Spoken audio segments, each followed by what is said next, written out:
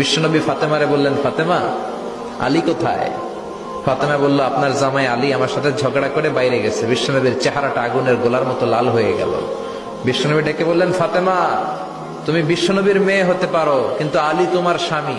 আলী যদি তোমার উপর নাখোশ থাকে, জান্নাতের দরজা তোমার জন্য খুলবে না। কোথায় গেছে আলী, কোথায়? বললেন যে মসজিদে নববীতে গেছে। বিশ্বনবী যে দেখলেন বালির উপরে আলী শুয়ে আছে। বিশ্বনবী মজা করে ডাক দিলেন, ইয়া আবা তোরাব। তোরাব অর্থ বালি, তোরাব মানে কি?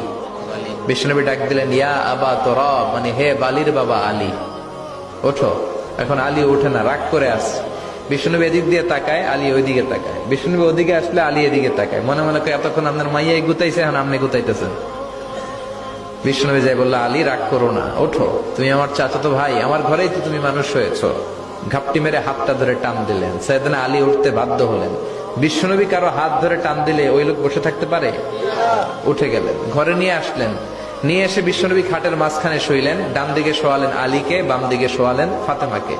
এবার মেয়ের জামাইকে আর মেয়েকে বুঝাতে লাগলেন, নসিহত করতে লাগলেন, গল্প শোনাতে লাগলেন। কি রোমান্টিক শ্বশুর! এরকম রোমান্টিক শ্বশুর পৃথিবীতে দ্বিতীয়টা খুঁজে পাওয়া যাবে? সুবহানাল্লাহ পড়েন। বিশ্বনবীর কাজই ছিল ঝগড়া লাগলে এরকম মিলায়া দেওয়া। কি করা? মিলায়া দিবেন। সমাজে অনেকে আছে ঝগড়া লাগলে আরো লাগায়া দেয়, আছে না নাই? আগুন লাগলে কি দিয়ে নিবান? পানি ঢালতে হয়, অনেকে তেল ঢালে। কি ঢালে? তো আগুন আরো জ্বলে